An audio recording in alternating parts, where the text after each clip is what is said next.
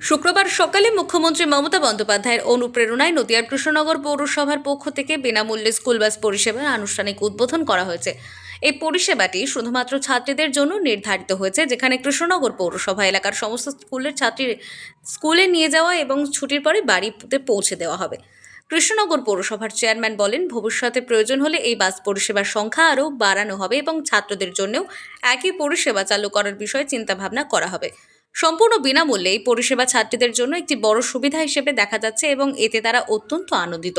তিনি আরও জানান, মুখ্যমন্ত্রী মমতা বন্দ্যোপাধ্যায়ের অনুপ্রেরণায় এই উদ্যোগ নিয়েছেন তিনি। মুখ্যমন্ত্রী সবসময় নারী সুরক্ষায় একের পর এক পদক্ষেপ নিয়ে যাচ্ছেন, তার অংশ হিসেবে এবং দলের কর্মী হিসেবে আমাদেরও অনেক দায়িত্ব রয়েছে। অন্যদিকে আনুষ্ঠানিকভাবে বিনামূল্যে বাস পরিষেবার শুভ উদ্বোধনী অনুষ্ঠানে উপস্থিত ছিলেন রাজ্যের মন্ত্রী উজ্জ্বল বিশ্বাস সহ জেলা তৃণমূল কংগ্রেসের একাধিক নেতৃত্ব। পৌরসভার তরফ থেকে দুটো বাস উদ্বোধন হলো এবং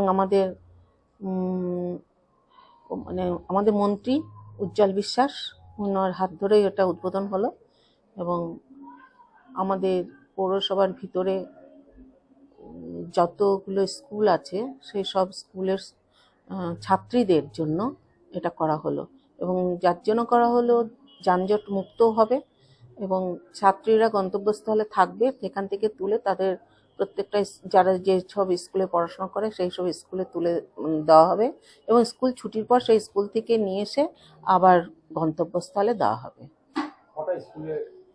এবং পৌরসভার ভিতরে যতগুলো আছে আমাদের গার্লস স্কুল সব আছে সেটা, এবং আমাদের বোর্ড মিটিংও ওটা আলোচনা হয়েছিল, কিন্তু আমি এটা আবার আরটিওর কাছে গিয়েছি, আরটিও একটা ফিটনেস একটা সার্টিফিকেট দিয়েছে, কারণ এই যেটা আর কি বাতিল হয়েছে সেটা হাওড়া আর অন্য জায়গায়, আর কোথাও হয়নি। আর হচ্ছে আমাদের যেটা জিপির ওপিনিয়ন আমরা সেটাও নিয়ে নিয়েছি, কারণ গভর্নমেন্টের রুলসের এটা গভর্নমেন্টেরই ব্যাপারটা হচ্ছে এবং গভর্নমেন্টের সমস্ত কিছু আমরা কাগজপত্র নিয়ে তবে আমরা এটা নেমেছি।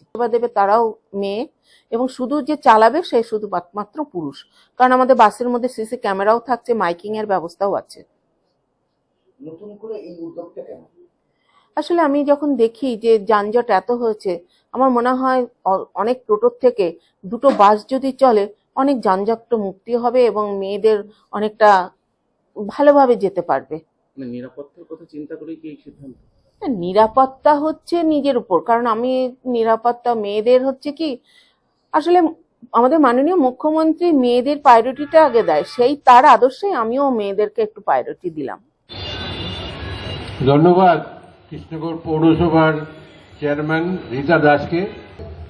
যদি কৃষ্ণনগর শহরে কেউ ভালো কাজ করে এবং সে পৌরসভার চেয়ারম্যানকে যতই তাদেরকে পছন্দ না হয় তার কাজটাকে সুযোগ করে দেওয়ার জন্য চেষ্টা করতে হবে, এটুকু আপনাদের কাছে যারা আছেন তাদের কাছে অনুরোধ করব আমি, কারণ কৃষ্ণনগর শহরটাকে আজকে ভালো করে এগিয়ে নিয়ে যাওয়ার জন্যই আমাদের সব থেকে বড় বেশি আমাদের প্রয়োজন আছে। মানুষ। নদিয়া থেকে মাধব দেবনাথের রিপোর্ট, আনন্দ বার্তা।